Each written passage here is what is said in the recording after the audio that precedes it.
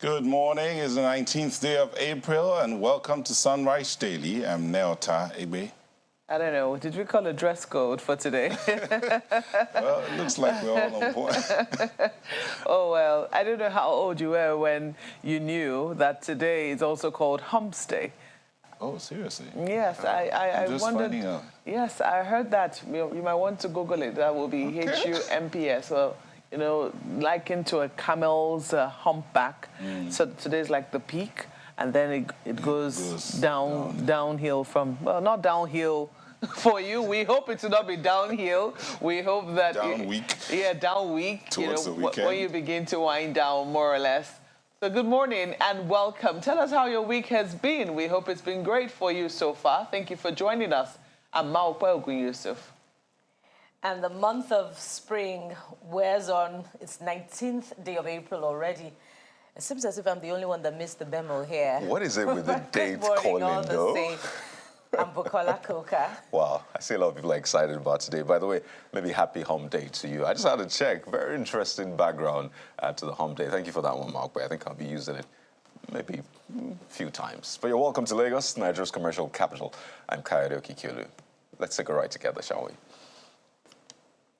Happy holiday. Which holiday are you going on? Hump Day. Happy Hump Day. All right, but quite a number of things to look at today, and our table's full. I mean, where do we start? Is it from the political space or from the social space? But the most important thing is that we're alive, you're alive, and you're seeing today an opportunity for you to make a difference where you are, as every opportunity is a chance for you to shine. Indeed, shine and make a difference where you are. But we'll go on straight and look at what the papers are saying today. I understand that the news is everywhere. So let's just go and find out what the papers are saying today. At last, INEC declares Fintiri winner. That story is on page 5. And the writers are quite many. As INEC writes, IGP, SGF seeks sack, arrest, prosecution of Adamawa wreck. Fintiri commends INEC for standing firm, extends hand of fellowship to co-contenders. It's victory for democracy, coming from the PDP. Atiku congratulates Fintiri, says victory well deserved. IGP replaces Adamawa CP over Gulf poll. APC candidate Aisha loses bid to stop result announcement as court declines to hear her ex parte motion, adjourns case till April 26. Now that the winner has been announced, I wonder what the court will do there. Would we still hear that case on April 26, or would she rather just go into the election petition tribunal?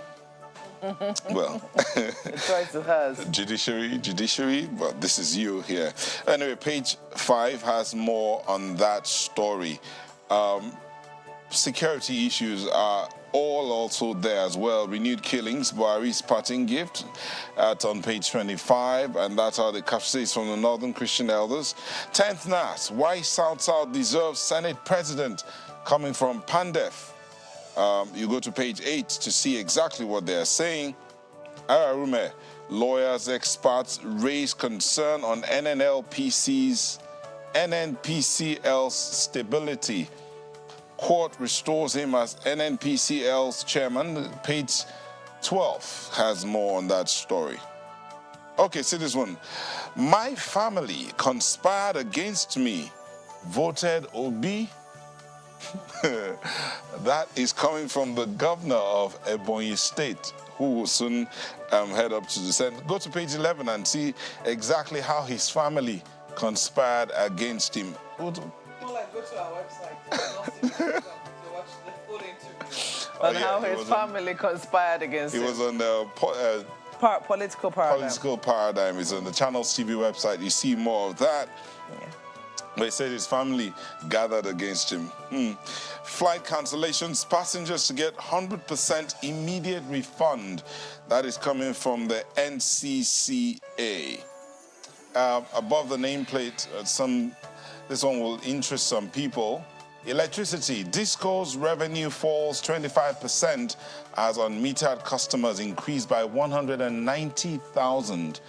It's on page 19. But with this, I really want to hear how the states are taking advantage of this new law and seeking investors in the power sector so that they can begin to provide electricity for the residents. In which tenor is that? Huh? In which tenor are they taking advantage of which Come law? on, it's been signed into law.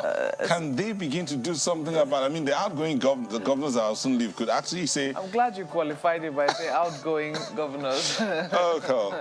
All right. Don't hold your breath on that one. Aviation workers adamant of a total shutdown of airports is on page 9. You know, they had a 2-day warning strike. Now they're asking that, well, they're hoping that their demands are met, otherwise they'll shut down the airports. Find out when that's likely to happen on page 9. Presidential poll, I'm not afraid of lies, propaganda. That's coming from the Labour Party's presidential candidate, Peter Obi, on page 11. China denies funding terrorists to access Nigerian mineral reserves is on page 9. Kidnapped Kaduna female students escape from terrorist den. That is on page 6. And that's it from the Vanguard. Well, let's take a look at what The Guardian has for you this morning. And they say, all eyes on judiciary as Nigerians await hearing of election petitions. So yes, indeed, elections are all done now. Both the presidential, governorship, supplementary, all of them are done. I think what we're waiting for now are new off-season governorship elections that will hold in some states this year, Kogi, Imo, and Bayelsa.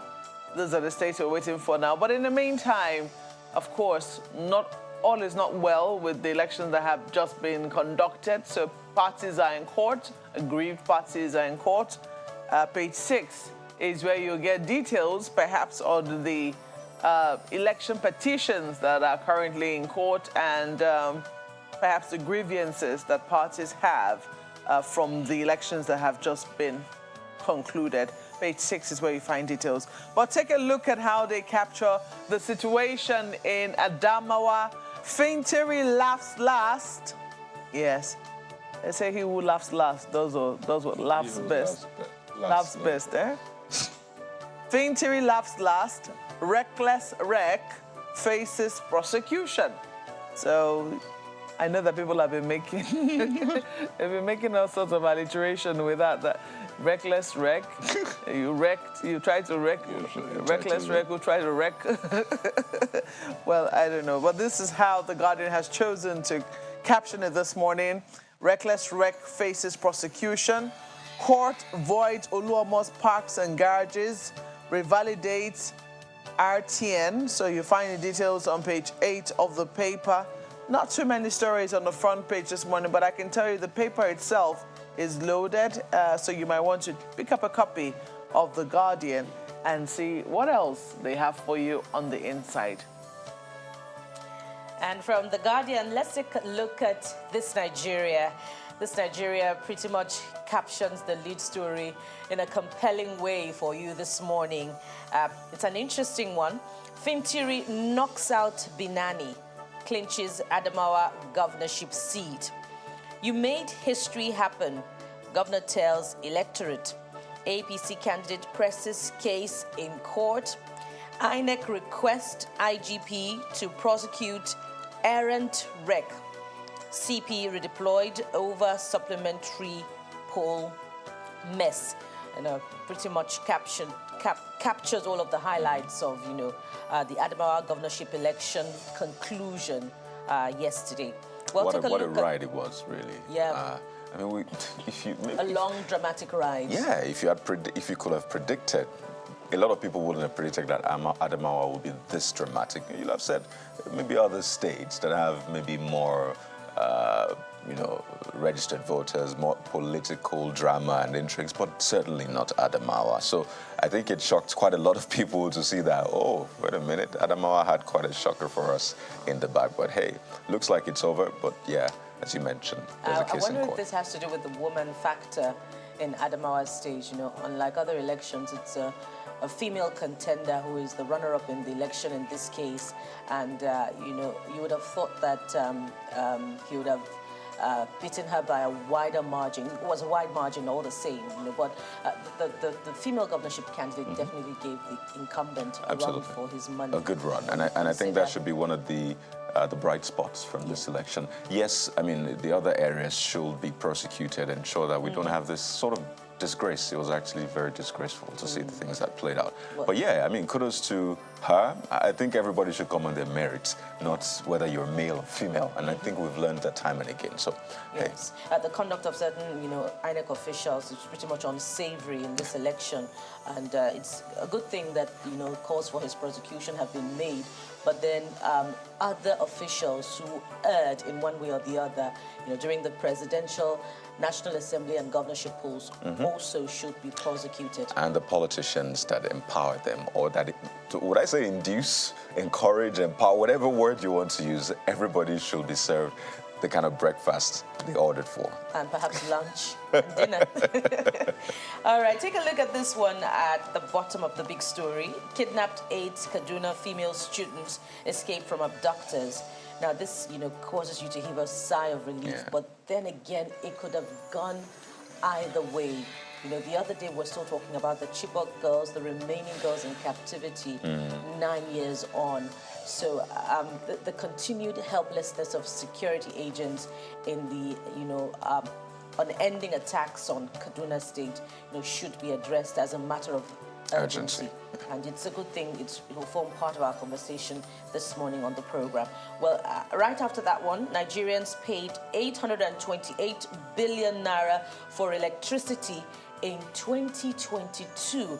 That's ascribed to the National Bureau of Statistics. But tell us how this, is panning out for you, especially where electricity supply is concerned. Are you getting value for your money? We'll be interested in knowing. Let's leave it there for this Nigerian newspaper. It's interesting you ask that question, because there's always that debate about whether or not people are paying fair price for electricity in Nigeria. But hey, that's not the conversation this morning. Let's know what you think, though. Are you getting value for your money? Take a look at Leadership newspaper.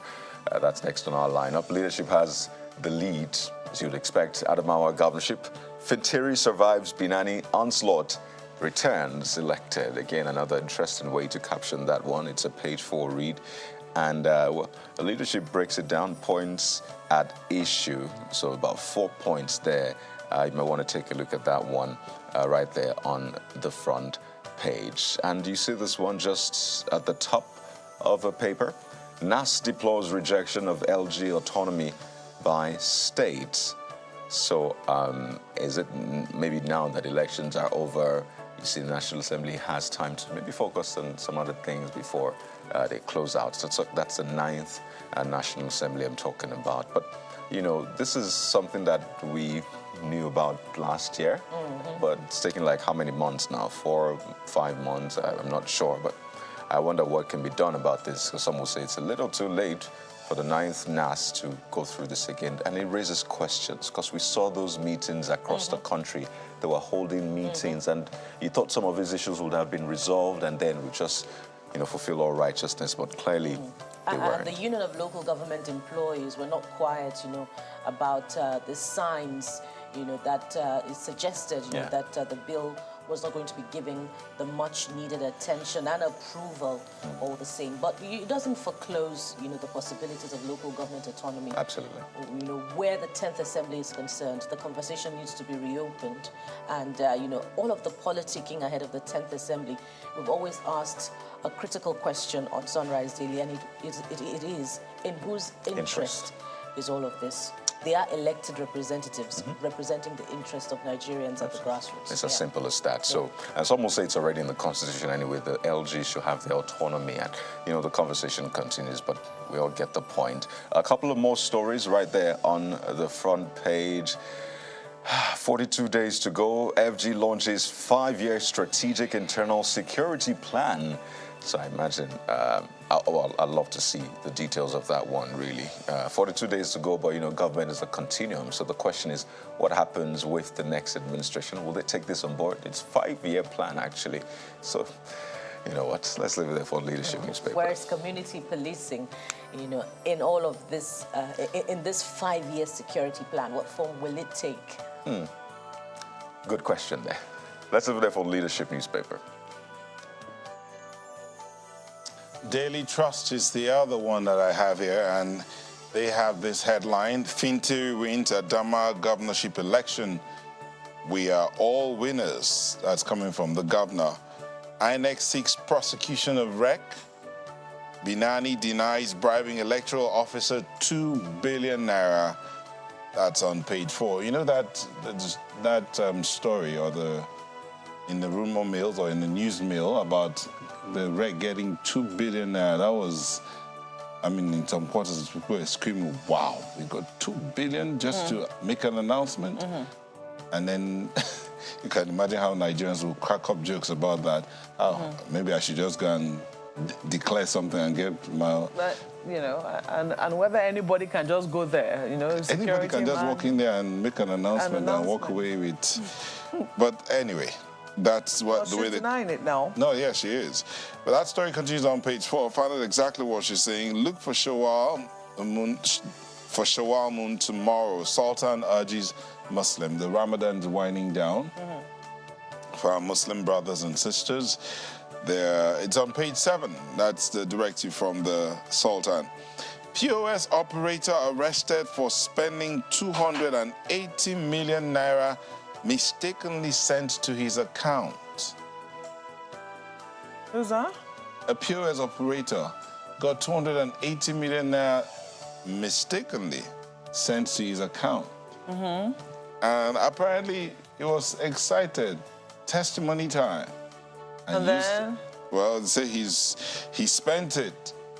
Did he spend all of it? I don't know. But page 17 will tell you more about that. Please, what did the headline say again? Read it. Let me see how that... POS operator arrested for spending 280 million naira mistakenly sent to his account. Why is nobody mistakenly sending anything to my own account? Please, someone send something mistakenly to our account.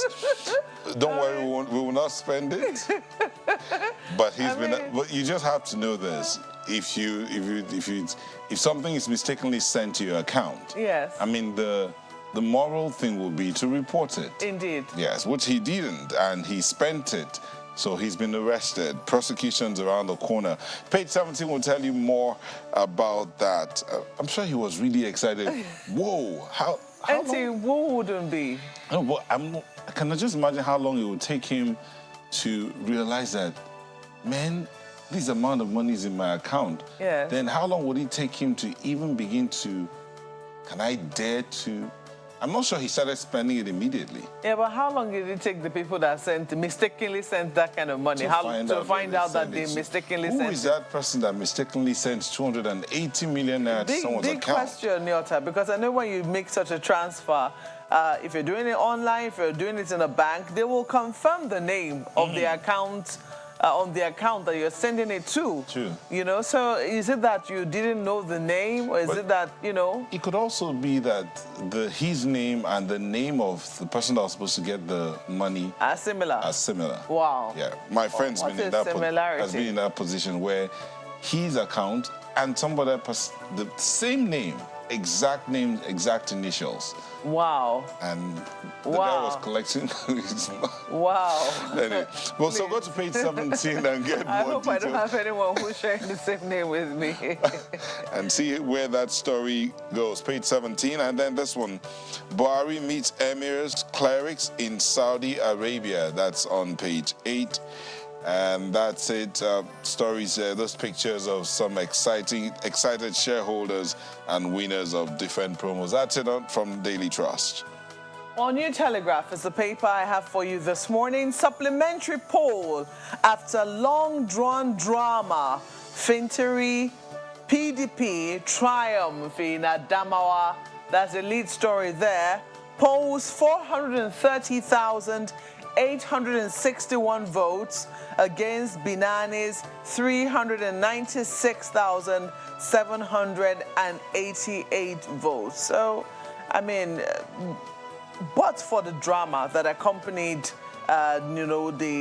the polls in Adamawa, the supplementary poll in Adamawa, people would have said, oh, Binani gave, Mr. Finteri a good run for his money. Look at the difference. I mean, 396,000 plus to 430,000. Should that be a good run for his money or a good run for his popularity?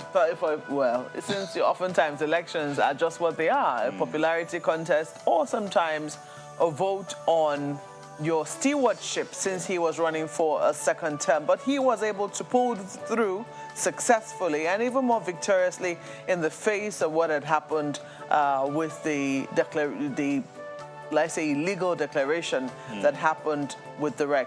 But look at this. INEC reports suspended REC to Buhari police as CP lands in trouble over poll. Well, it wasn't just the police we saw in that declaration. We also saw officials of the NSCDC at that declaration. So is the NSCDC going to be silent on what his own official was doing there as well? Yeah. At that point in time, when that declaration, that purported illegal declaration was being made. But look at this. This is evident. INEC can reverse itself. I think they say this is evidence INEC can reverse itself. PDP governors Atiku. So that's what they're taking away from it. Binani debunks 2 billion naira bribe for result allegation. So she's also there refuting that. Pages 2, 4, and 5 will give you all of the details for what you've seen in the lead headline. Look at this. Aviation unions are moved, plan total shutdown. And in a very, very troubling story, dead stowaway found on Amsterdam-bound KLM flight from Lagos. So in spite of the warnings that, it doesn't make any sense for you to be hiding anywhere on a plane apart from inside of the cabin, people still don't listen. And a young man, well, it's unclear if it's a man or a woman, but it does appear that somebody has died in an attempt to, be a stowaway on a flight to Amsterdam. COVID-19, 7 states miss out on federal government's 45 billion naira financing. It's on page 3. Find out why. Federal government says 2.3 million Nigerians face acute hunger in 2023. What are they going to do about it will be the big question. And NAS, Red Chamber now nest for ex-governors. Tambuwal, Bello, Umahi, 11 ex-states chief executives warm up for 10th Senate. So that's on the front page there. May 29, Bajabia Mila Faleke in Cold War over chief of staff speaker's position. Well, that's also on the front page. Let's leave it there for New Telegraph. And take a very quick look at the Nigerian NewsDirect this morning. And this is the big story. Tackle oil theft, gas supply debt payment. IOCs to President-elect Tinubu.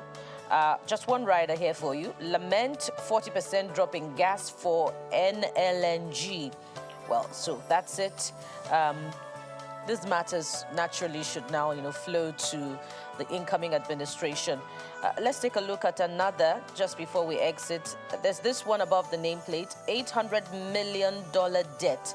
Nigeria may lose foreign airlines to Ghana, Benin Republic, others. Let's leave it there for the Nigerian NewsDirect. A look at the major dailies this morning, but not to worry, we're just getting started, and we're back in a moment with the big story. Please stay with us.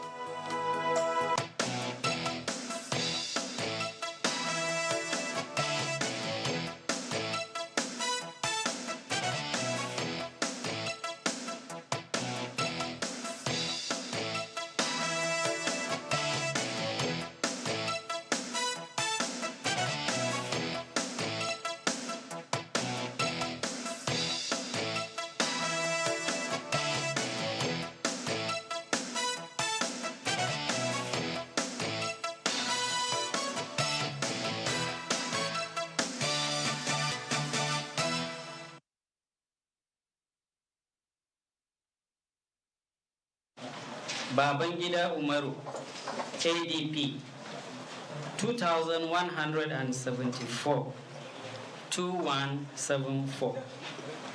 Dahiru Ahmed Aishatu, APC, 396,788, 396,788.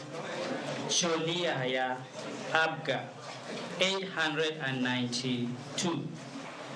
Umaru Ahmadu Fintiri, PDP, 430,861.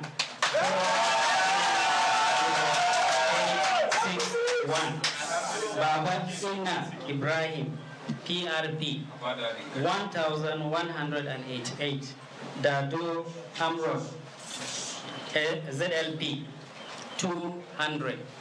200. That Umaru Ahmadu Fintiri of PDP, having satisfied the requirement of the law, is hereby declared the winner and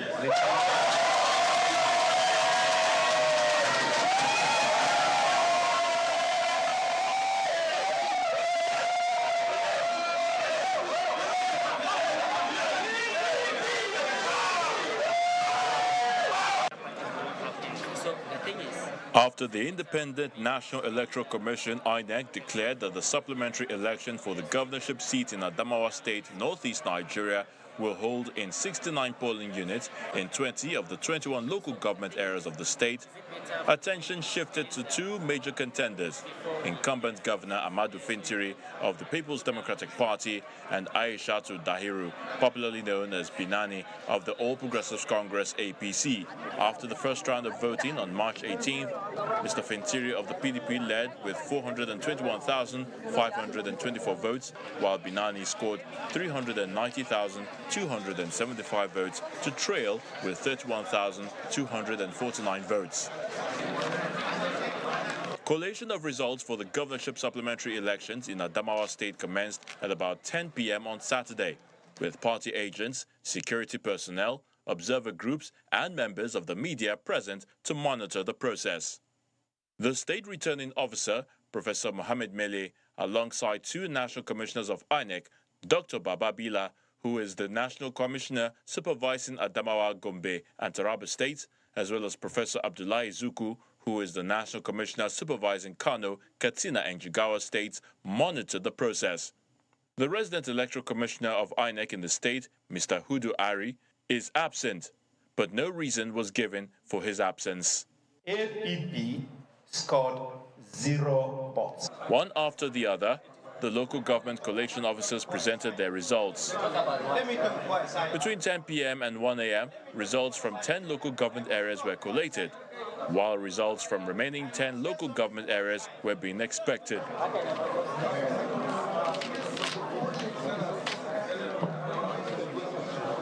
As the waiting continued, the INEC resident electoral commissioner, Mr. Hudu Ari, showed up and announced the adjournment of the process. Proceeding please be out. What time?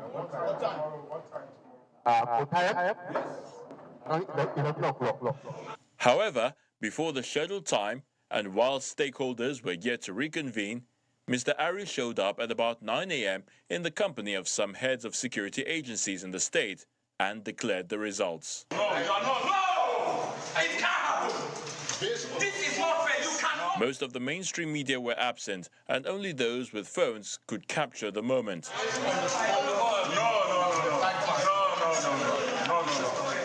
No, because it's all like NNPCL support the highest vote. No.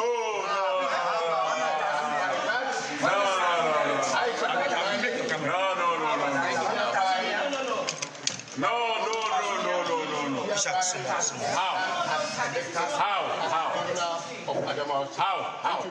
But while the controversy was on, the governorship candidate of the All Progressives Congress, Mrs. Aishatu Binani, gave an acceptance speech.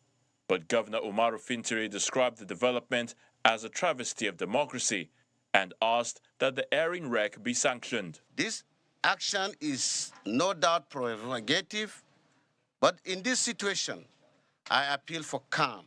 Meanwhile, INEC, in a swift reaction, declared the action of the resident electoral commissioner as null and void, and also suspended the collation of results and summoned Mr. Hudu Ari to the national headquarters for investigation.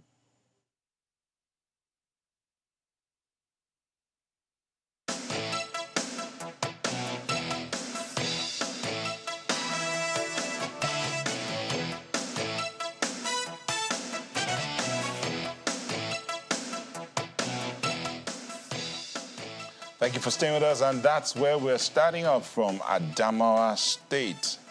Finally, the results were declared legally by the returning officer. Now, when that matter of the declaration was done, was that last week? On Sunday, rather. Back and forth, who was wrong, who was right. The law said one thing, and we had a guest here who insisted that what was done by the REC was the correct thing based on Section 149 of the Electoral Act, that when an official of the Electoral Commission makes a mistake, it stands until the law court reverses it. But now, let's see, INEC reversed itself.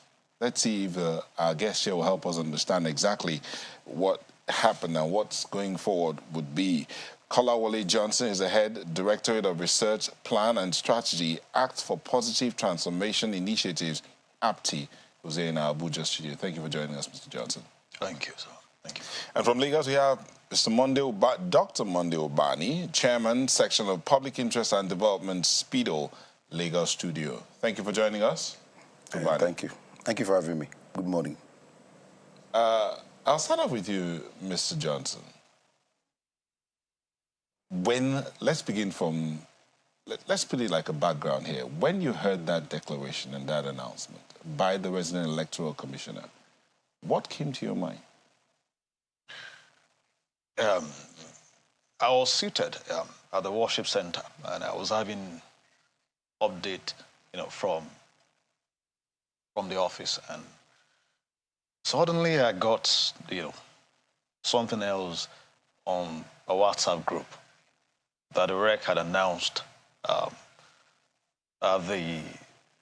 APC candidate.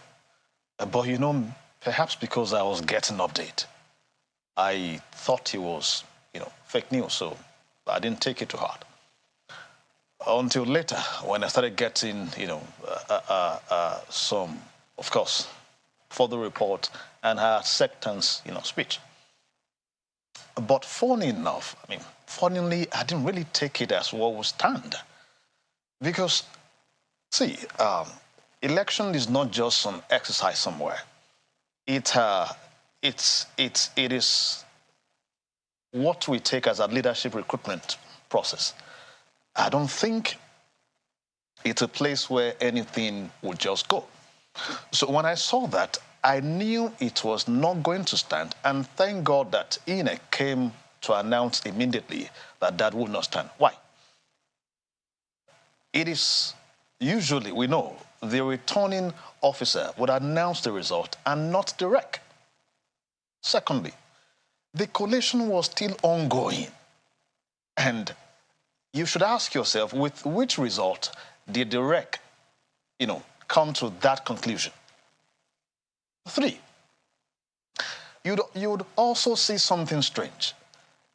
They adjourned to 11 a.m., and suddenly he showed up by 9. And others that ought to be there were not there. But I was querying something there, that the man was not acting in isolation. You have the head of the security agency seated with him, and you ask yourself, of those ones who would not act based on the circumstances of the state, there must have been some forces backing that action from somewhere. And the utterance of, what he said, that what the REC said, that I was appointed by Buhari, he was already challenging the authority of the National Office of INEC and saying that I am not responsible to you, but the one who appointed me. And if he was making such declarations, you should be suspecting something there. Was it that he was getting some backing from where his appointment came from, or what? Well, by and large, I knew that he wasn't going to stand, and INEC came to the rescue of the nation. If we assume that whatever an INEC official, will do, even if it's in a horrible situation like that he stands, except the court of law overturns that. That would have been a watershed in the history of Nigeria politics. Perhaps tomorrow, a governor will just, get seated somewhere, will be in office for 4 years, will do nothing, and call the rec and just give him whatever amount he can give him and say, once the election is ongoing, simply sit and announce me, and that will be all. So we are fortunate enough that did not stand, and I think we should also start giving some commendations, to the national office of, of INEC at this stage, because take it, during the general elections, there was no way the national office will coordinate and know in details what transpired in all the states. But this was, of course, they had a time to look at this very well.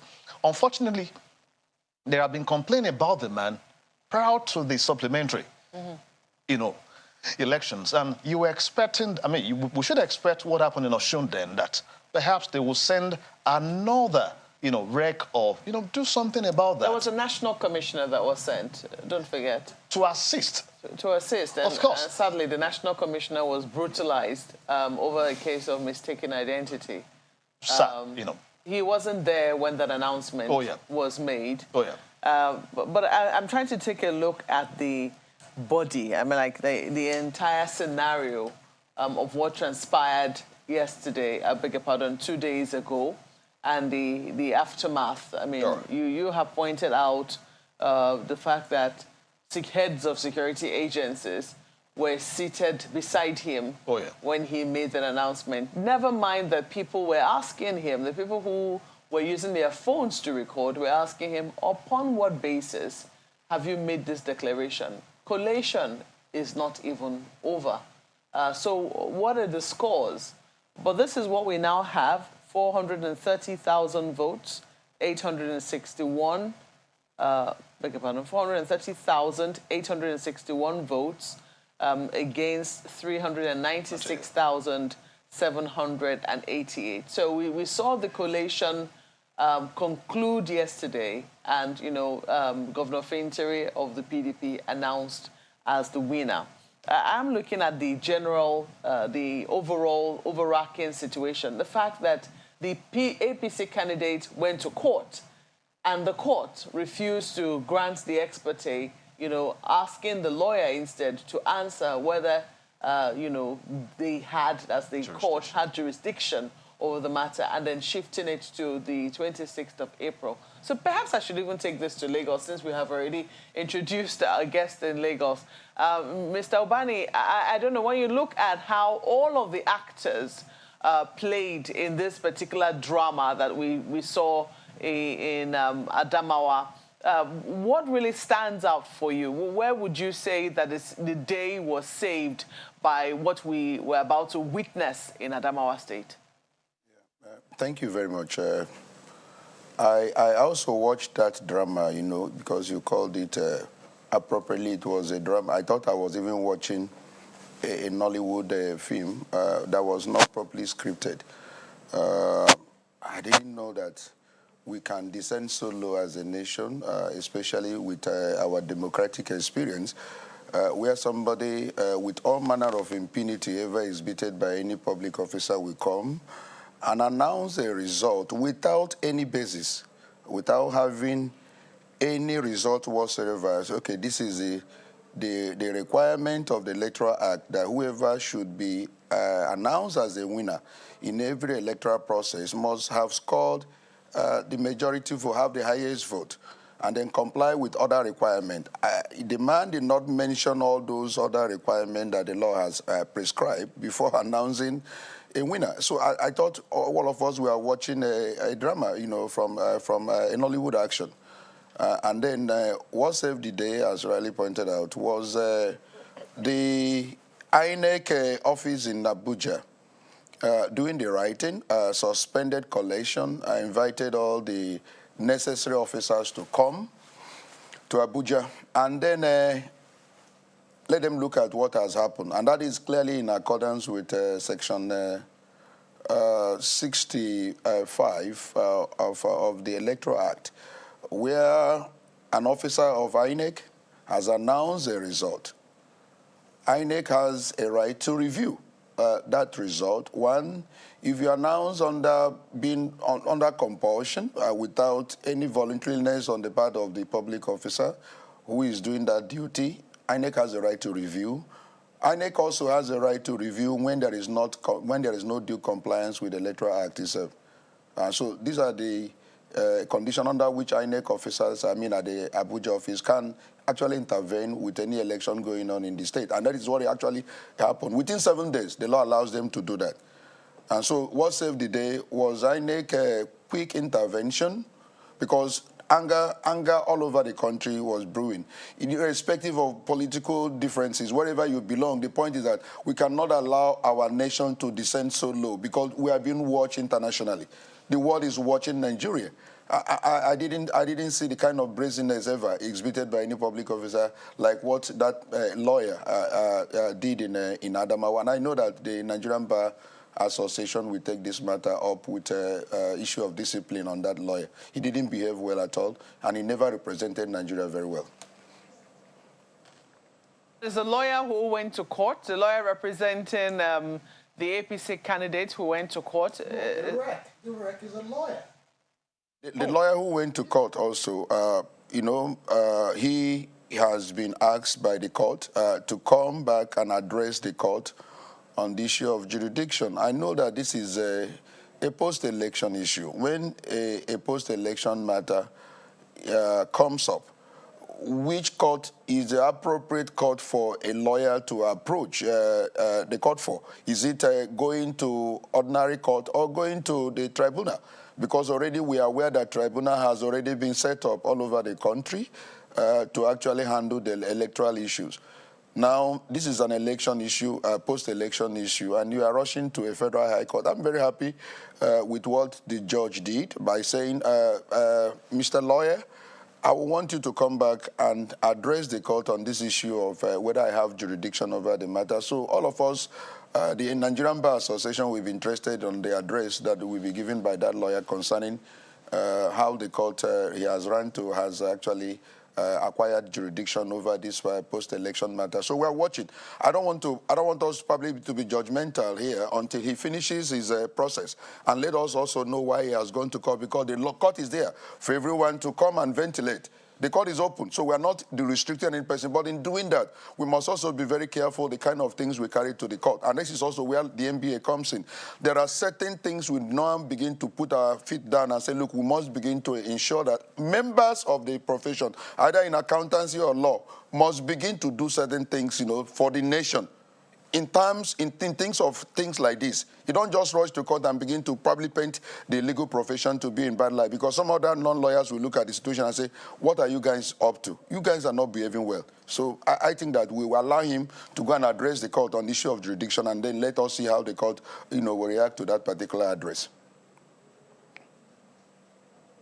Interesting is also how CSOs who monitor the situation, the scenario in Adamawa, how they also reacted to that particular. They're usually very temperate with their use of words, but on this one, they condemned outrightly the utterances of the resident electoral commissioner, calling the situation a total illegality, and asking INEC to, do the needful, look through the process and prosecute.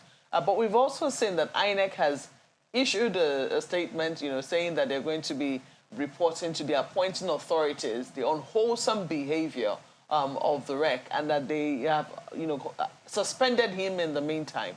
And it calls to question the powers of INEC. Do you think that INEC is too limited? This is without us looking completely. I know that we want to look at, the situation in Adamawa, but does it call to question the powers that INEC itself wields? Do you think that INEC is not sufficiently kitted against this sort of malfeasance, assuming it were to happen amongst its own recs? People have argued that, the commission, that is the national commission, the national chairman and the 12 national commissioners should have a little more authority over the resident electoral commissioners. What is your thoughts on this? Building institutions require that you must have a proper framework that allow the system to work. And the legal approach to that will mean that you put the proper laws that will empower the body to act, when they should. But again, you consider checks and balances. You know the environment. We operate in an environment where the abuse of power, it's not it's a common thing to us. So if we are also trying to checkmate such by ensuring that you don't give that totalitarian power to the INEC board, because all you have to do, perhaps as the chairman, if he's not a man of integrity, is to get out of the 12, 7 of them to himself, and you can get things done against the interests of the system and the people. So while we are trying to advocate for more powers, for the board, for the chairman, the commission itself, the commissioners, the 12 commissioners, and the chairman, we must also put into consideration the environment we have found ourselves. Take, for example, you have governors today. You see the things that you hear of in states. You shouldn't be hearing that, but because of the powers they have, so we must also be very careful. However, while we blame the INEC alone on this, you made mention of the security agencies seated. You have the Civil Defense Corps, you have the DSS, their director, seated, and you have the Commissioner of Police. I'm sure you are aware that these are agencies that act on orders, officers. Are we saying that those ones also did not get any order from Abuja before embarking on that? Don't forget that they knew the collation was still ongoing, 1. 2, they knew that what they were doing there was not right according to the law. They knew the procedure that always it is the returning officer that would announce the result and not the rec. So having certified by their knowledge and by their level, their status, that what they were doing is wrong. Why seated there in the first instance to do that? Won't that tell that there is something else again acting beyond the state? So if INEC officials in Abuja are not aware of what the REC is doing, how about other security agencies that they're not aware of what, of the drama ongoing there on that day, knowing well that everything was wrong? Illegality, it wasn't anything he did. There was nothing you can say to defend that. So why were they there seated with him? Let me take this to Dr. Bani. Dr. Bani, based on what Mr. Johnson has just said here, let's go look at the Electoral Act, Section 64, 65, and the 149, upon which some have argued that INEC erred even in reversing itself. Now, is there any ambiguity in this law? 64 says the presiding officer shall endorse the word rejected on the ballot paper rejected under Section 52 of this Act and for any other reason, and the ballot paper shall not be counted except otherwise. 65 says the decision of the returning officer shall be final on any question arising from or relating to unmarked ballot paper, rejected ballot paper, and declaration of scores of candidates and the return of a candidate. And then that's Section 149, or is it 149, that if a staff of the commission makes a mistake, then that mistake stands until otherwise decided on by a law court. You're very clever, man. Is there any ambiguity in this? There is no ambiguity at all. Everything is very, very clear. So how do you think? Section 65 you read. You didn't finish it. Go down. read section 65, read the entire provision, please. Immediately you finish issue of being returned or this and another. Go. It says provided. Go below it. Provided what? Read it. You have it. Provided. Yes. Let's look at 65. Read it. That's it here. Okay. So provided that the commission shall have the power within 7 days to review the declaration and return where the commission determines that the said declaration and return was not made voluntarily or was made contrary to the provisions of the law, regulations and guidelines and manuals of the election, a decision of the returning officer under Section 1 may be reviewed by an election tribunal or court of competent jurisdiction in an election petition proceedings under this act. Let's follow it procedurally. That is 65. Yeah, let's follow it procedurally, sir. You mentioned 64. Let's follow it procedurally. Let's follow it procedurally. I say you mentioned 64. Section 64 of the Act, gives you room for the collation officer, very important, or returning officer, whichever one you prefer. Now, we have a returning officer for the election in Adamawa. The man that announced that particular result without any basis was not the person authorized by law to do that. That is granted, is taken. Now, the returning officer at every election will do collection. The election takes place at the polling unit, announced at the polling unit, and the result transmitted at the collection center. It is now a summation of all the results at the polling unit. That is where the collection takes place. Then when you have collected all that from all the local government, you total it.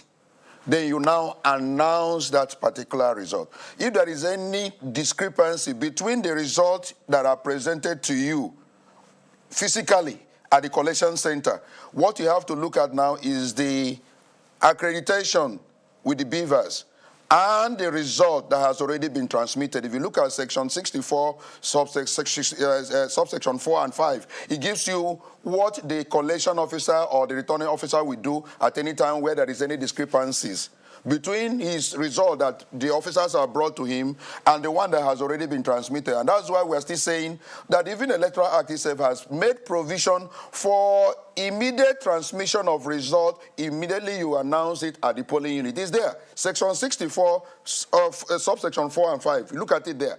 The Act itself says you have to transmit result at the polling unit. Now, if there is any differences whatsoever, you now rely on the one that has been transmitted and the accreditation that has been done by beavers.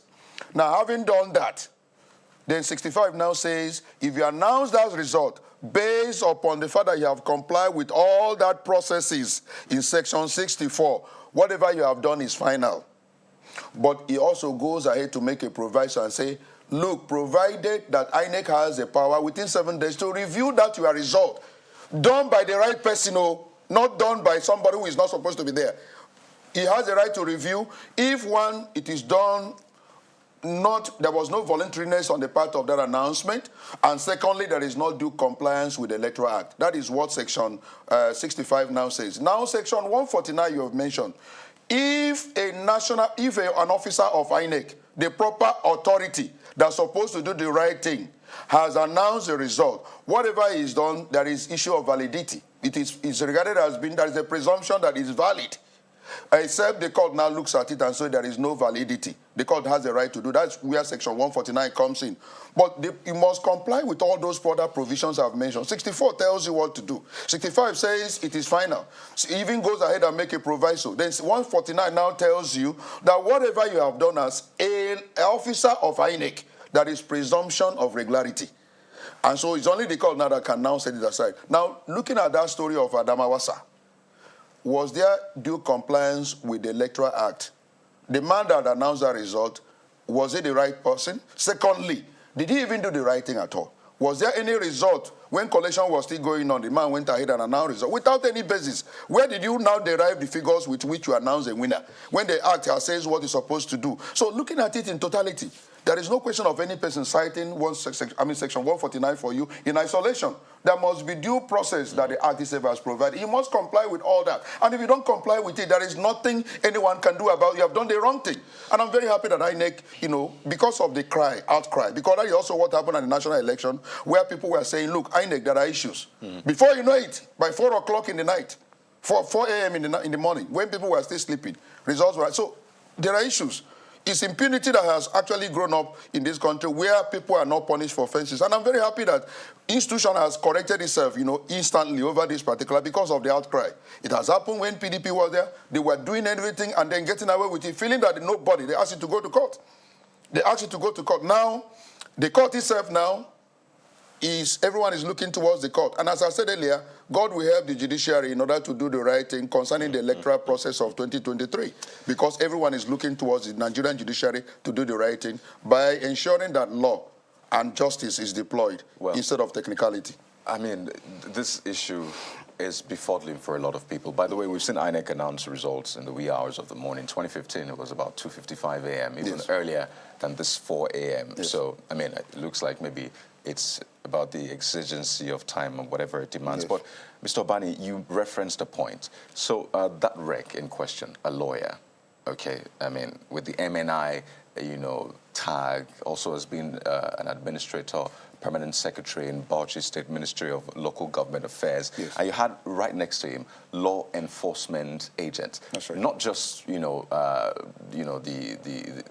officers, the very high level seated next to him. Yes. And they perpetrated such. Yes. Yes. It's befuddling on a lot of levels. But I'd like you to speak to this, the fact that last year there were questions raised about the appointments of recs less than a year to the election. Incidentally, the rec is one of them. That's Mr. Hudu Yunusa Ari, one of the 19 recs who were, appointed by the president, sworn in November last year. So do you think it gives credence to those questions raised, some of them by CSOs, by individuals, that just maybe this is not the way to go about? Does it give credence to that? That is a very intelligent question. The people you employ to carry out national responsibility with a body like INEC, an umpire, in an electoral, year, is also very critical. We must profile the people we bring in order to carry out responsibility in running the nation itself. Credibility of persons is very important. Now, people were raising questions as to the fairness of the process in the statutory employment that was done, because they were all cleared by the Senate. Who are these people? Some of them are card-carrying members of political parties. Remember, people were making that allegation. An issue of profiling and knowing the credibility of these people you are employing to INEC that are supposed to carry out a very grave responsibility is very important. Now, this man, from what has happened so far, is not supposed to be employed by INEC. By what he has displayed, he has not shown any credibility whatsoever as somebody one can trust. By his training as a lawyer, by also having all the offices you mentioned that he has attained in life, one would expect somebody who loves this nation to do the right thing. But he has not done it. What he has done is clearly opposite. He has taken us down the drain. So I am saying, in employing people that will carry out responsibility in a very grave organizations like INEC, we must profile the people. We must know the antecedent. We must know their character. We must know their competence. We must also look at the kind of persons, what they have done, previously. Was that carried out? Profiling is very important in bringing people in INEC. So from now onwards, I keep on saying, no matter what you have done with the Electoral Act, amending the law, trying to deploy technology, as long as there is that element of human factor coming in, we must be careful who and who will interface with the electoral process before the final result. And we have been having problem with the human factor. We have been having problem with the human factor. The security agencies, I participated in the election of 2023. I was here physical. And I saw how even policemen and other security agencies were asking for money. I also saw where INEC was saying, what did you people come, with? They were for asking us. Agents. Yeah, no, I'm talking about INEC officials. Asking. Who are they asking? Of course, people who are the agents. Oh, I see. You know, so I'm saying the human factor is one thing we have to deal with. And what do we do in order to minimally reduce the human interference in the electoral process? Now we have all agreed that technology is the in thing. We have started with beavers, accreditation. We have started with transmission. The next now is the election itself. Can we reduce paper? Can we reduce human interference in the process? That is what I feel that the stakeholders now in the country will now sit down and say, gentlemen, we are making some level of progress. But there are certain things we need to do in order to eliminate all the human deficiencies in the system. Ultimately, Mr. Are you following me, sir? Eventually. The human deficiencies are too many, and this is what has actually happened in this electoral process. You see the policemen, now, I like what the IG has done.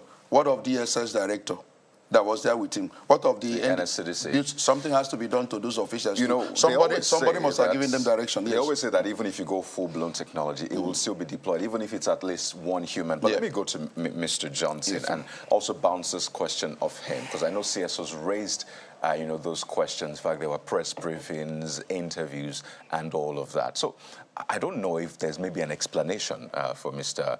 Yunusa Ari, the wreck, if maybe there should be a side of his story that we need to hear. But how far then can we stretch this? Because 19 wrecks were appointed, deployed to various states just less than a year ago. In fact, they were sworn in November. That's just about 4 months to the election. So how much can we really spread this in terms of how it may have affected the outcome of the election, not just in Adamawa State? Don't forget, it was not just Adamawa State that got a new wreck. Other states got. So can we stretch this and say, maybe we need to begin to look at those results again, seeing what played out in Adamawa State? The wreck is not alone in the state. He's meant to receive the sensitive materials anyway, and the not sensitive, and to also oversight the election. But the electoral offices are the ones responsible for the conduct of the election at the local government level. And you have the presiding officers at the unit and the supervisory presiding officer. So these are the people, really, who are much more involved with the election. The REC is just there to oversight. So whether it comes in November or December, I don't think it really matters. As long as you put a man who has integrity. We have talked about this over time, that we should look at our leadership recruitment process, not only in INEC. But why INEC is so sensitive is that the duties are enormous, and the impact, the effect thereof will be felt by the entire country if the right things are not done. So when CSOs were agitating for us to have people of proven integrity to man these bodies, it wasn't about hatred for any individual. I remember, some cases, some individuals were singled out then. See, the same system that has produced the Adamawa wreck has also produced Mikey Guinea, a shining light. And so you can see that if we get things right in terms of recruitment process, you will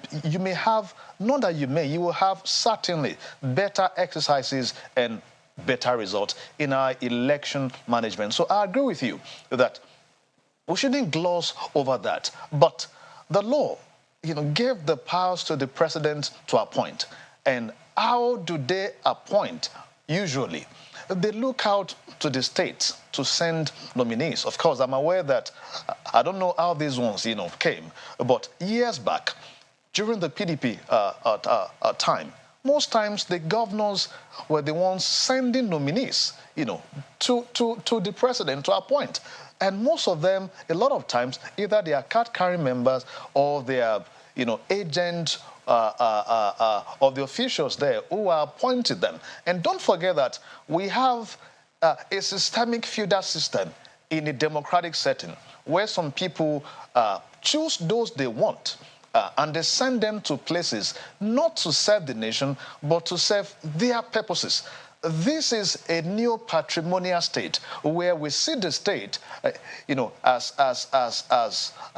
our purses where we should go to take the national cake. So when the man is sending you, he's not sending you for your own interest alone. One, you must have been loyal to him. And two, he's saying that you must continue that loyalty by ensuring that you do what I want. So who knows?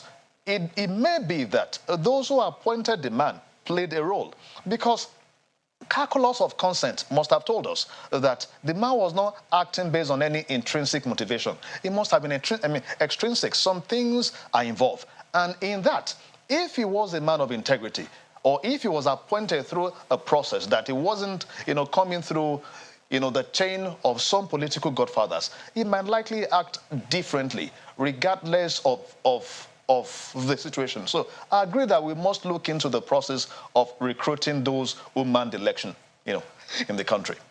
Yes, thank you, Mr. Johnson. And you've pretty much stretched yet again the leadership factor. Mr. Obani has talked about the human factor, but I also want us to emphasize the leadership factor. I wonder if we're asking enough questions of the drama that played out on Sunday in Adamawa. And let's go over the sequence of events yet again, Mr. Obani, looking at the complaints made by the REC prior to the supplementary election, complaints, allegations made by the PDP government in Adamawa State about him being complicit in, the plan to compromise the process. And then we see him during the supplementary election, we see this same REC declaring illegally the result of the election, the outcome of the election, without the process being concluded. And it's done, in the presence of security forces. I'm just wondering if he could have gone ahead to make that declaration without the knowledge of the leadership of the commission itself. INEC is made up of 12 national commissioners and the chairman of the commission itself. And, it's been said that a national commissioner was deployed to assist him in the process, knowing full well that there was division within the rank and file of the officials sent to manage that process.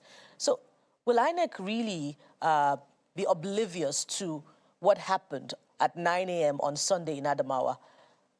We sweep many things under the carpet in Nigeria. If it is a very serious nation, and I think Nigeria at this point in time should be regarded as a serious nation, there is nothing wrong in carrying out what we call a very comprehensive audit, comprehensive investigation of what transpired in Adamawa as a starting point, and to know those that are behind what has happened. It is clearly something that is very shameful. They didn't play a role that any person in a democratic setup should play. What happened is very shameful. And so for us as a nation to rebuild ourselves and then rebuild confidence, there is nothing wrong in going into the proper investigation of what transpired, who was behind what, who authorized this man to go and announce result without any basis.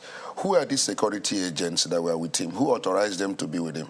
Why would he brazenly do what he did and think that he can get away with it? So these are things that can now be investigated, and then the real people that are behind this will be unmasked. And before you know it, punishment meted out, as a deterrent.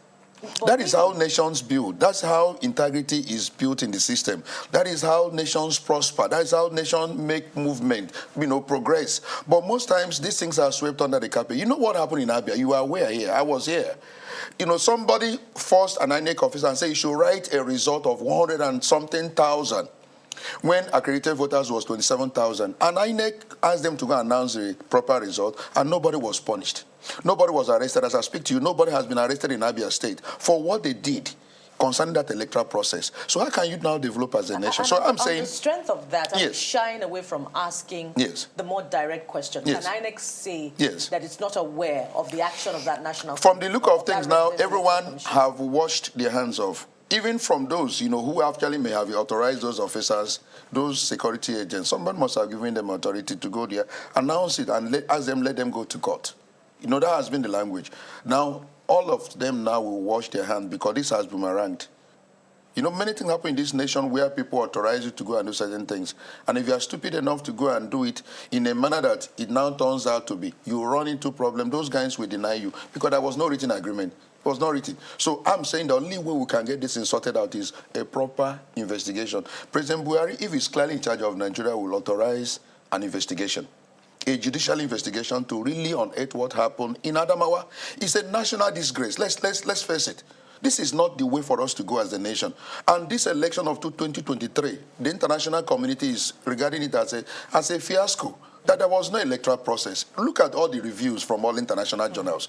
They are not regarding Nigerian election as proper, as fair, as credible. And that is the truth. Now, you now want to take us down the drain. So any nation that really wants to, gentlemen, can we investigate this? Let us know those that are behind, and then you met out punishment. That is the only way we can deter. Let's but talk the about moment those we don't do that, consequences. yes. Before we talk about the consequence, let's Yes. also take a closer look at the action of the other candidates, also Senator Binani, Yes. who went ahead and made a declaration, Yes. an acceptance Yes. speech right after that declaration, and she has approached the court Yes. now asking for a judicial review. You know, some would say that it's brazen. Yes. Mr. Johnson, I'd like you to weigh in on this, the action of the contender, Senator Binani. You know, prior to the supplementary election, she complained also of some perhaps irregularities or whatever during the main election. So for her, she may be acting, to get back at the system too. However, for what she's done in this election, if she had, taken a different position when that illegal announcement happened, she would have been a hero waiting to be the next governor of the state. This must have rubbed off on her. But, I was trying to tell your colleagues here in the studios that the system, we're looking at INEC as a body. We should look at the Nigeria, ecosystem where you have a completely broken value system. In those days, you can't even try those acts. I remember when we were growing up. You can't come to your community suddenly with money and people will applaud you. You can't be known to, to have done some, or to have carried out some criminal acts in places, and your community will applaud you. But today, they will greet you with chieftaincy title. You will sit at the front row of religious houses. The system is broken. You can't, the officials alone, or the woman alone who is looking for power, is also in this system where she knows that you can do anything. And the ends justify the means. The lawyer was talking about how bad this past election is. I think we should look back. We should look back. The only thing about this election is that you have a system that is exposing the fraud. In those days, you won't have mutilation of, result sheet. What you, in terms of, turning what this man got to this man, what you will have is addition. In those days where, you have 60% voters turn out, it was all, a hoax. So the system itself, the country itself, the value system is broken. You can't single out, one of us or two to blame. We should look at ourselves. This is the same system that is producing the corrupt, judicial officers, the corrupt religious officers, the Yahoo boy on the street. The system is corrupt. Today, get appointed to government, to any government office, and see what happens. The entire community will come at you with every single problem. As a matter of fact, if you go there and you come back without making money, they will tell you that, oh, he can't be rich again. He came back the same way he left. What were they expecting you to do? Let your cousin, let your brother get a job today. The first thing you ask, how much is the salary? And you tell them, say 50,000 naira. Oh, they'll say, that is small, but I hope you still be getting some things by the side. What are those things by the side? Huh? Not be corruption.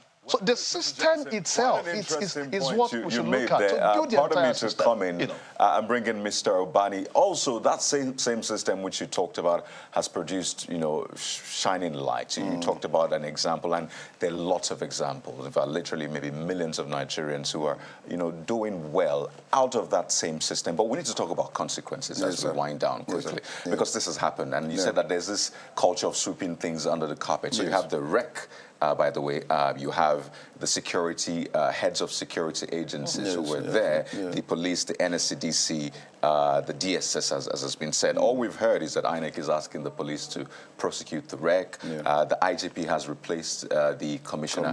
But it would look like that's all we have seen so far. And this is a second day after what we saw. So what should happen now? Who should take charge? And what should we do as a matter of urgency so we don't have this again? The REC, his employment has statutory flavor. He was cleared by the Senate, and it's also the Senate that can remove him. It's the president that appointed him.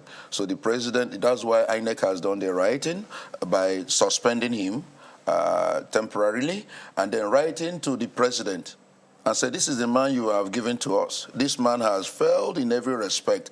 So go ahead and take, the action. So the president has a role to play. Yes, he has a role to play in removing him. And what INEC did also that is very commendable is writing to IG. But IG doesn't even need to be written.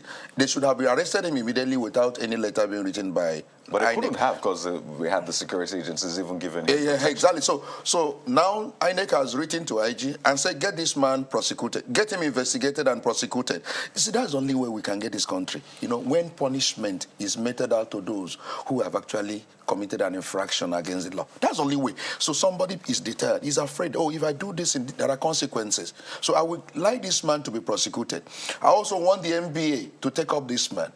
We are saying those people we are sending as professionals into public service, we must also begin to look after them. When they err, we should punish them professionally. So for this lawyer who did what he did, I will want the disciplinary committee of NBA to take an action against him. So he did not behave well. Officials with him as well. Yes, the IG has done the right thing. The DSS man that was there need to be punished. The man who also of the other security agency that was there alongside must be punished. Who authorized them? What were they doing there?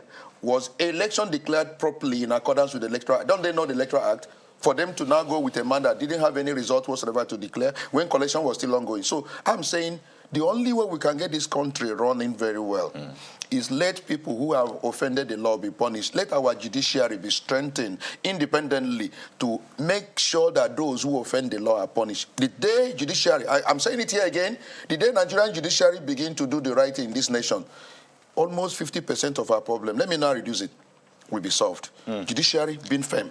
Well, there's a chance to do all of that, but we have to thank you so much, Dr. Monday Obani, Chairman Spidel, joining us in our Lagos studio. We appreciate your time and your contributions on the program this morning. My pleasure. Over to you now, guys.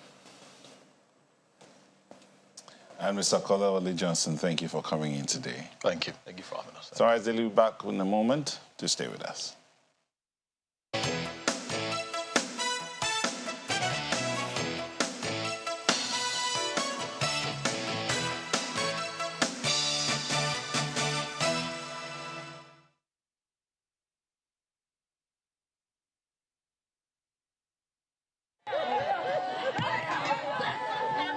There was no restraint on the outpour of emotions at the funeral ceremony of at least 33 people killed during a bandit attack on Runji community in Zangon Katap local government area of Kaduna State.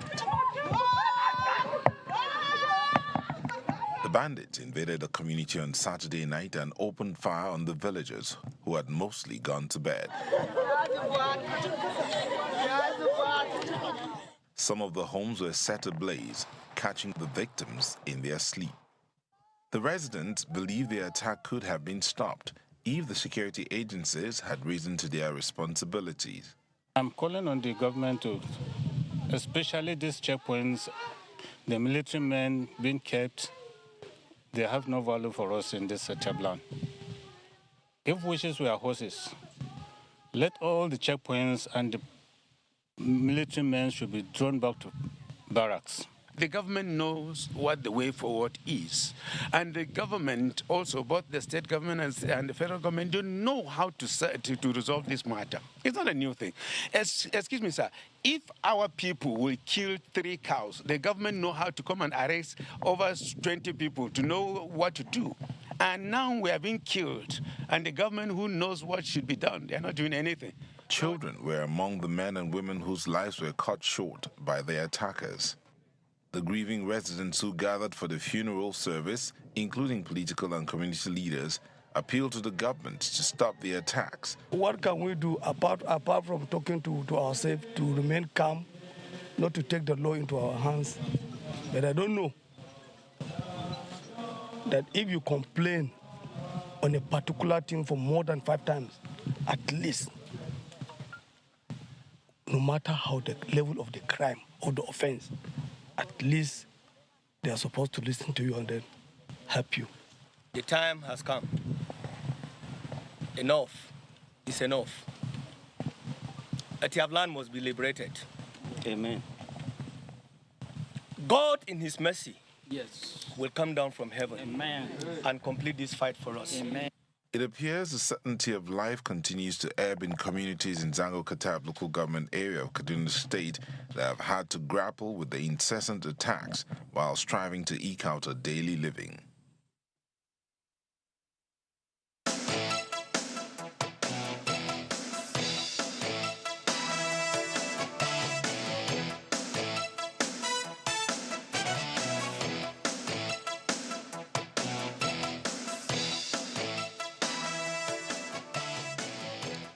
Really heartbreaking images coming from southern Kaduna, and this has been on for, honestly, as long as I can remember, far too long. As you can see there, we're joined by Mr. Zubair Abdurrauf, a community leader. Bernin Gwari is also former managing director and CEO of Kaduna State Media Corporation. That's KSMC Radio and TV from 2002 to 2008. I don't know whether to say good morning. Thank you for joining us on the program, though. I'd like to start off. I'd like to start off with at least the state of the people. I mean, I imagine it's still morning for them right now. But can you just tell us what is the state of those people in the communities that were attacked, as at the last time you checked, at least by way of update for Nigerians? Well, the communities that were attacked are living in a traumatized situation and also in a confused situation, because killing 31 or 32 people at a row and in one single attack, and that this attack become a daily occurrence, not only in Zango-Katab but in other areas of Kaduna State. If you look at the situation, prelude to the elections, these attacks and abduction were reduced to the nearest minimum, in such a way that you don't have of such attacks or killings or whatever. Immediately after the March 18 elections, the gubernatorial elections, you see the renewed hostilities. One, for a number of factors. Because at that time there is no, cash. It's a cashless, society. People doesn't have money with them. Even the terrorists cannot get the ransom that they're demanding because there is no cash. But immediately after the Supreme Court, the judgment, and also cash started to flow, you see the renewed hostilities by these, terrorists.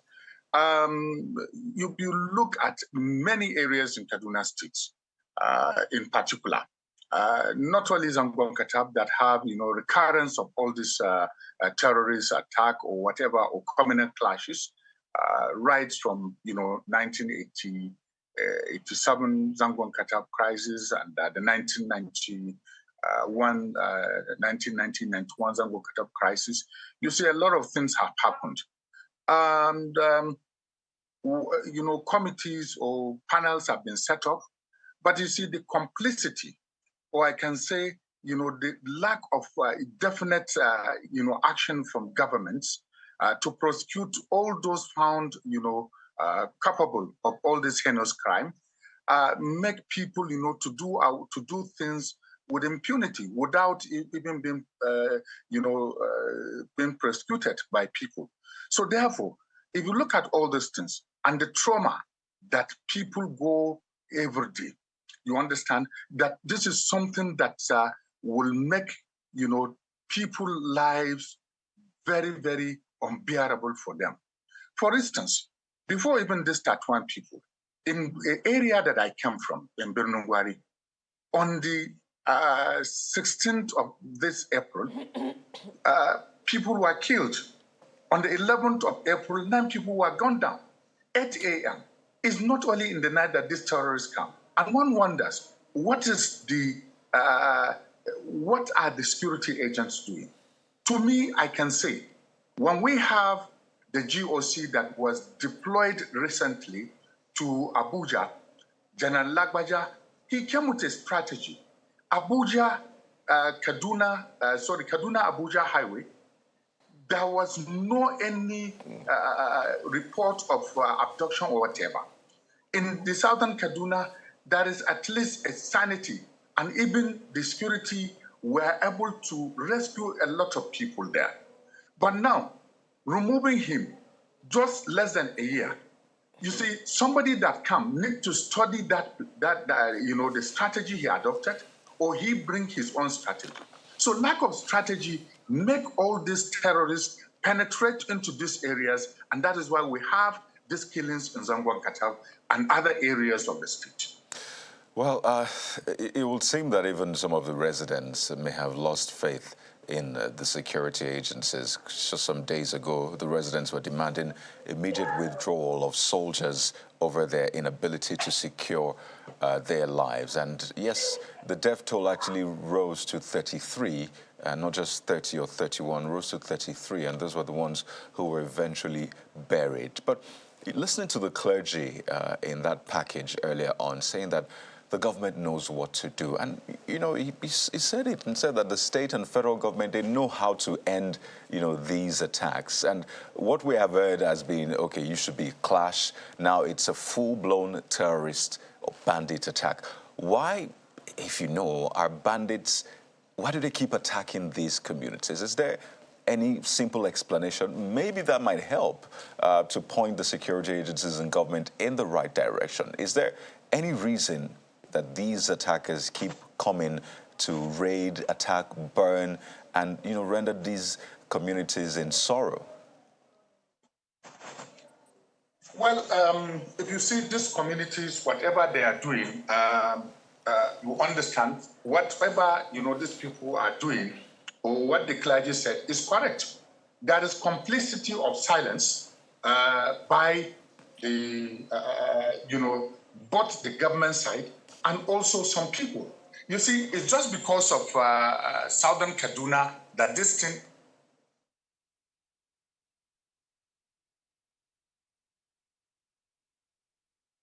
is happening. That are not supposed to talk on this issue are not talking. And why people are losing faith in the security agents, because even when we call the security agents to come to the rescue in a particular place, they will wait for orders, either from Kaduna or from Abuja or from whatever. So therefore, when you have this kind of situation, you have, an attack by these terrorists, and you are trying to see how best, these people can come to the rescue, and these people are not forthcoming, and people are being killed every day. So therefore, people will now react and said, we don't want any people, so let us keep to our feet and defend ourselves wherever is necessary. So it is a complete, a hopeless situation that people doesn't want people who cannot even help them to prevent this kind of attack and also to remain in their communities. So therefore, one is to depend on God. That is one. Number two is also to seek alternative ways. There are various ways. Apart from the normal, the press statement that the government has condemned this, condemned that. You see, if the government is getting the real situation happening in all of these remote areas that this thing is happening, definitely you will see that the government will take action.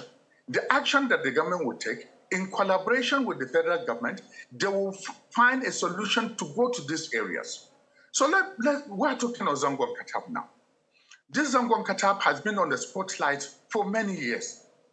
And the communities that live there, apart from the farmers' herders clash, that you mentioned, you understand, those people that come, they normally come from various places, from Senegal, from Mali, from Central African Republic, because of the vast land in the southern Kaduna area, particularly Zangon Katab, Kagoro, and other areas.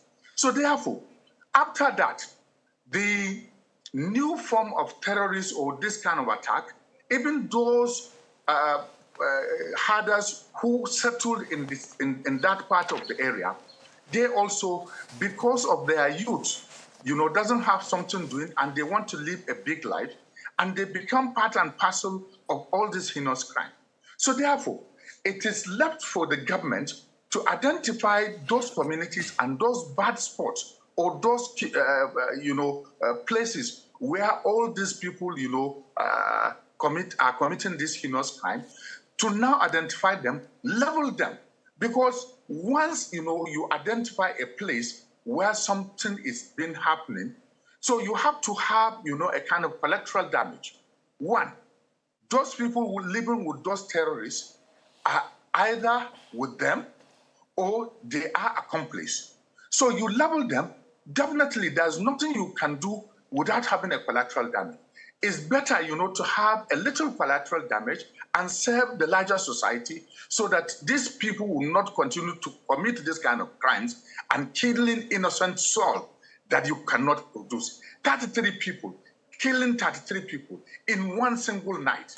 And this thing is continuing, is daily reoccurrence of all these situations. So therefore, if the government wants to be serious and sincere, the government will sit down. When they wanted to, campaign, they went to all these places without any problem. Indeed, Mr. Zubair, let me quickly come in there, if I may. And you have rightly pointed out that, land disputes may be at the heart of some of this attacks on southern Kaduna over time. And there have been peace accords signed in the past, to sort of resolve some of the conflicts between the settlers and the indigenes in that part of Kaduna State. And in fact, when you arrive southern Kaduna, there is a monument that attests, to a peace accord signed in the past. So if these peace accords, past peace accords have failed, to resolve the issues in the past, what more can be done? What panacea would you think would be more enduring to end these attacks on southern Kaduna permanently? Well, there must be sincerity. There must be fairness, equity, and justice to all. The peace accord you are talking about, the first peace accord was signed, in 2002. After the crisis, you understand, that occurred at that time, after the Sharia or something. And from that time to 2011, 9 good years, there is no any crisis in Kaduna State, particularly whether the larger Kaduna State or southern Kaduna, because at that particular moment, there are some mechanisms put in place by Makarpe administration. One, giving people a sense of belonging, creating chiefdoms, giving them the right, to rule themselves.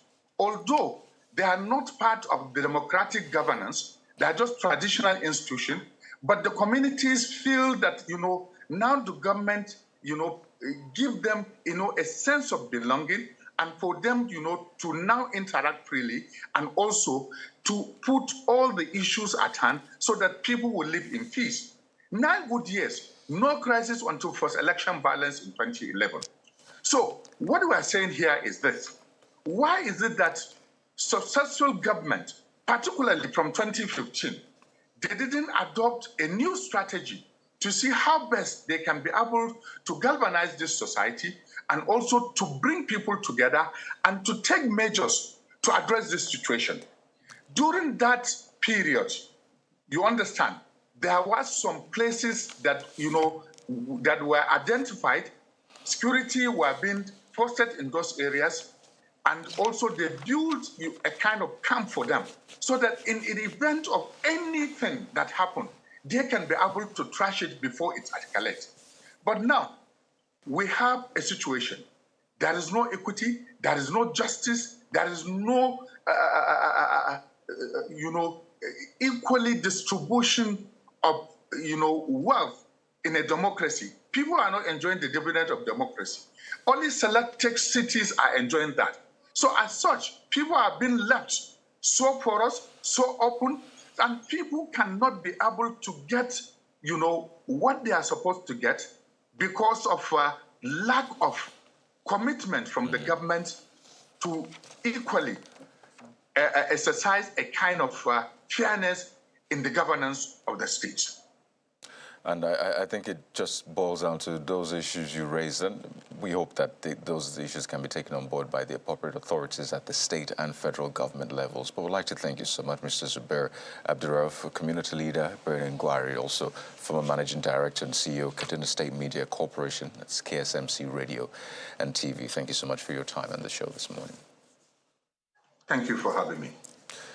We'll be back in a moment with another conversation. Please stay with us.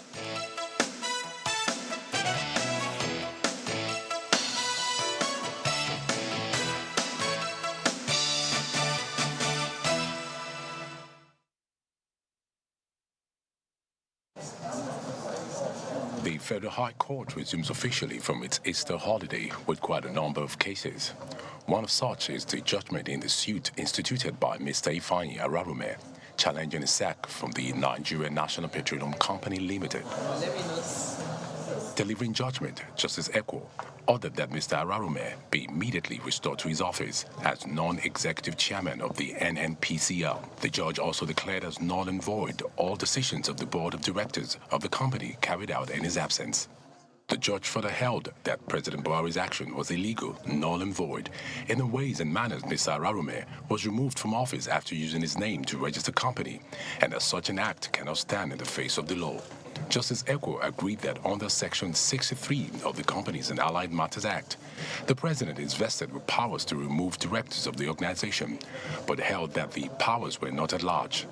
The judge held that the law clearly stipulated conditions under which directors of the company can be sacked, adding that a breach of the stipulated conditions will automatically make any purported sack unlawful. In the instant case, Justice Ekwo said that the federal government's letter of January 17, 2022, signed by the Secretary to the Government of the Federation, Mr. Bas Mustafa, did not give any reason for the removal. This is a judgment that is a victory for the rule of law, a salute to due process. What we came here to agitate is that things must be done in this country in accordance with the law, and that no person is above the law. Outside the courtroom, he reacts to the judgment. It is an NNPC Limited. Therefore, it is not the issue of being confident. It is the issue of things being done properly, following the laid-down procedures. If there are, where a statute or where any law has provided for a process to do something, any other way that it is done becomes illegality. The company's counsel did not speak to the media on the next line of action as Nigerians await the decision of the federal government on the judgment.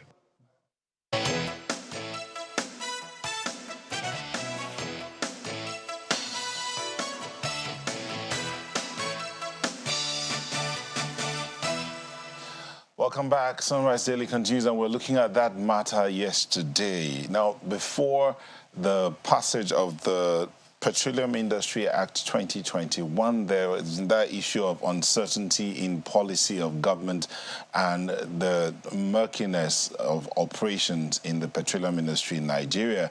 And many experts and all felt that with the passage of that bill into law and signing of it into law, everything will be resolved. Now, yesterday's judgment reinstating the first chairman, non-executive chairman of the NNPCL, Senator Arume, back into office by the court, some experts have said is good for the rule of law, but then others are concerned about the implication of that, and especially some of the rulings of the judge that had to do with all the decisions taken by the board while Arume was out, being nullified or being set aside, so to speak. What implication would this have on the industry? To help us understand all of this, we have Mr. Adebi Adetosoye, former Secretary, Nigerian Bar Association, Abuja branch. Thank you for joining us. Thank you very much for having me. Real quick, that judgment yesterday, as a lawyer, and the industry, the petroleum industry as it is, what's your take on it? Okay, so first of all, I would like to address it from the position of being a lawyer. That judgment yesterday is a victory for PIA, and then it is also a confirmation that the objective of the Petroleum Industry Act is a confirmation that we're now in the regime that that act is supposed to achieve. Essentially, before the introduction of the PIA, there has been a lot of uncertainty in the petroleum industry. A lot of investors don't want to come to Nigeria because of government policies, political interference, and a whole lot of stuff happening in that sector. So it has really hampered the development of the petroleum sector in Nigeria. Now, the introduction of the PIA, especially if you look at paragraph 4, it talks about the incorporation of the NNPCL that makes it a company that is governed by the laws that the Company Analyzed Matters Act, and as such, its limits, on the face of the law, it literally eliminates the interference of government in the administration of the company. So the judgment yesterday is a victory for that act, and it's a reaffirmation that we're getting it right in Nigeria and, of course, in the oil industry. Now, looking at it from the other aspect, the implication, well, it is going to have a far-reaching implication, especially when you look at the prayer that nullifies all of the decisions that has been made by the other chairman and, of course, the entire board. It will have a far-reaching implication on the economy, on the petroleum sector, and a lot of other decisions that have been made. We can only imagine the dire implication that it will have. However, we cannot progress. In law, we say we cannot put something on nothing and expect it to stand. So you see, you have to get the foundations right.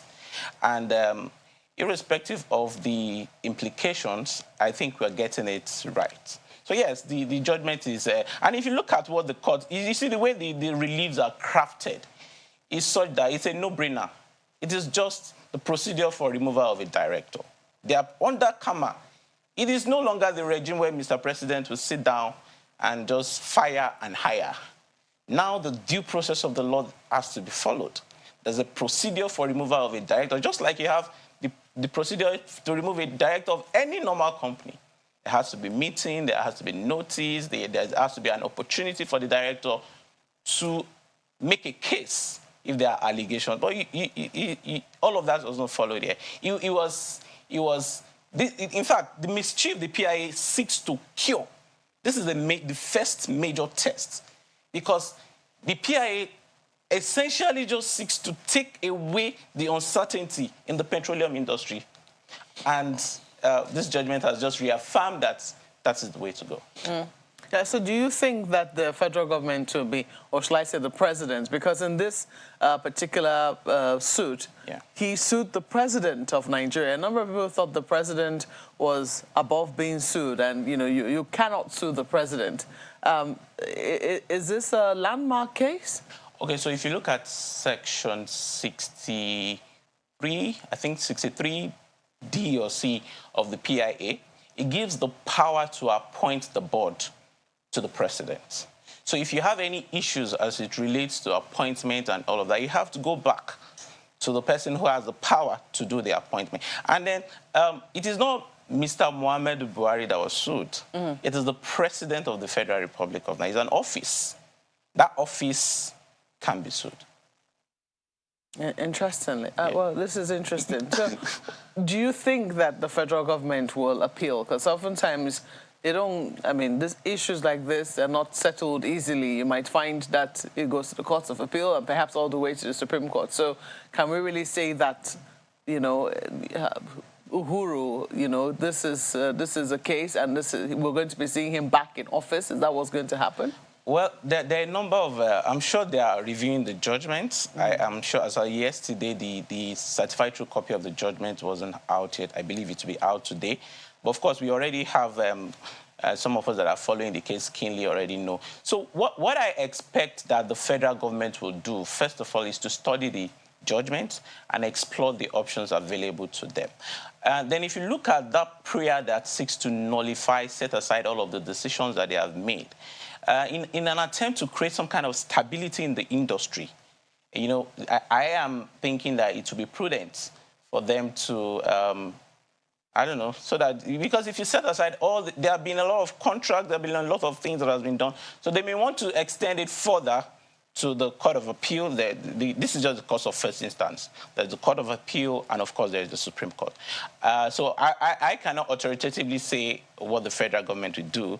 Of course, I'm sure right now there'll be a lot of consideration. They'll be reviewing policies and well, I cannot speak for the federal government. It is interesting that we say the federal government, not the president. After all, it was the president that was sued here. That's the office of the president. If you look at those letters, the first letter, I believe, was signed by the SGF. The second one, too, was signed by the SGF on the instruction of Mr. President. So it is not a Muhammad Buhari issue. This is federal government of Nigeria. Of course, the leader and the number one citizen is the Mr. President. So it follows that the Mr. President will be made, particularly when you look at the fact that the PIA specifically gives him the responsibility of appointment. What about the NNPC? Because some people, the NNPCL, because some people say, you know, it is the one that's going to be affected by this decision.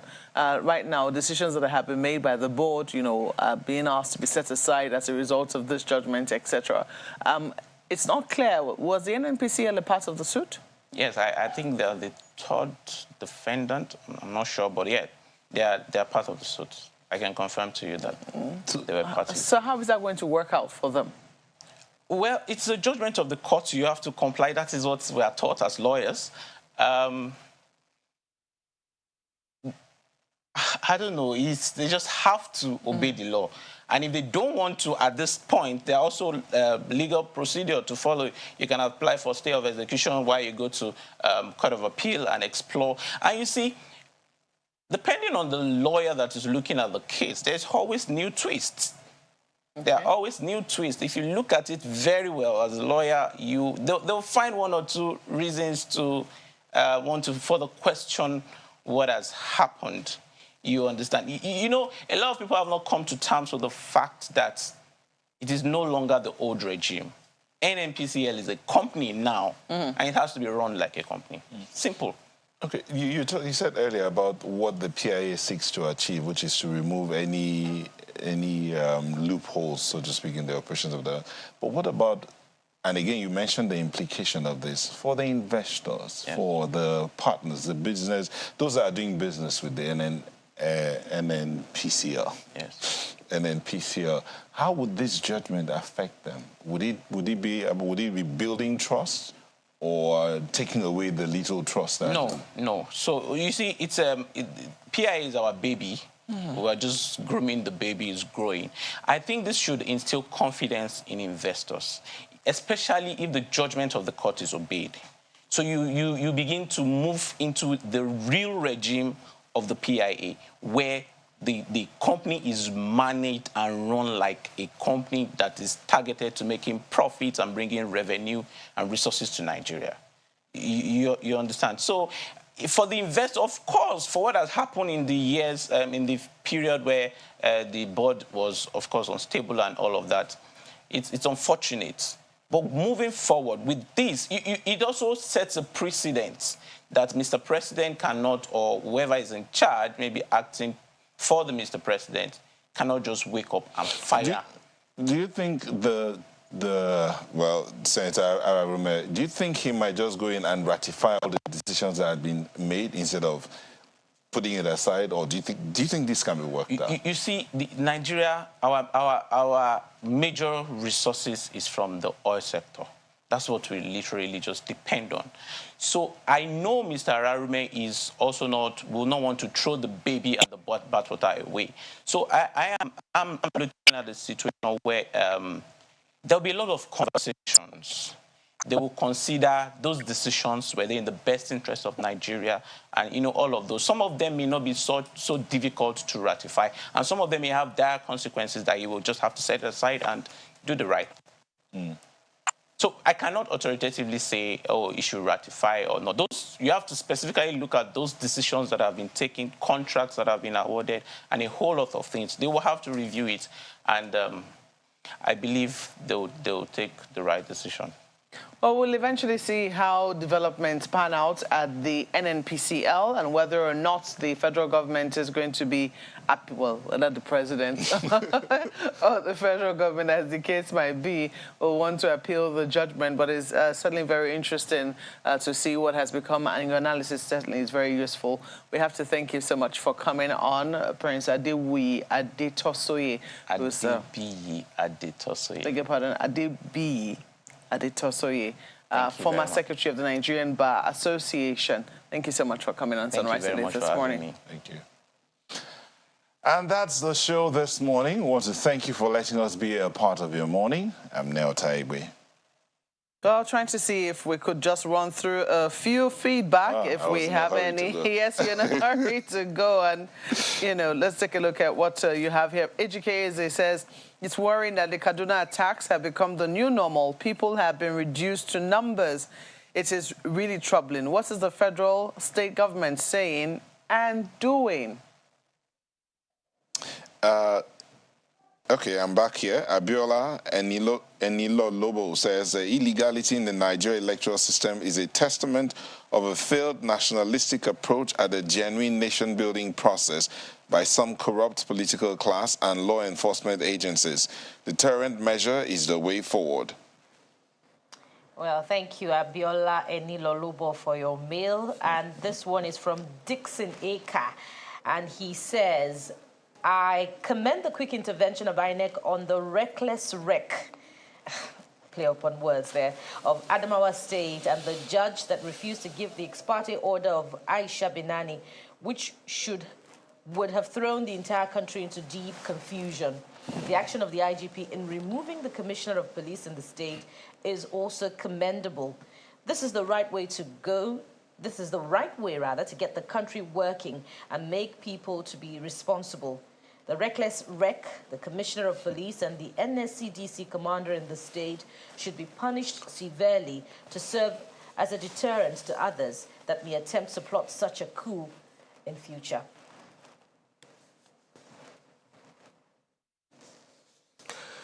Well, that's pretty much all that we have for you. There's way more, by the way, on our social media handles. Prof. Enakena Jr., Dr. Twitter, NG, and others. Thank you so much for your contribution. We appreciate them. But that's much we can take this morning. Just a word to part with. If everybody's doing wrong, it doesn't mean you have to follow. So be the shining light today and always. I'm Kayode Okikiru. Yes, indeed. Make the day count. Be the best that you can be. I am Bukola Koka. Thank you for watching. I'm Maokwe Ogun Yusuf. Bye-bye.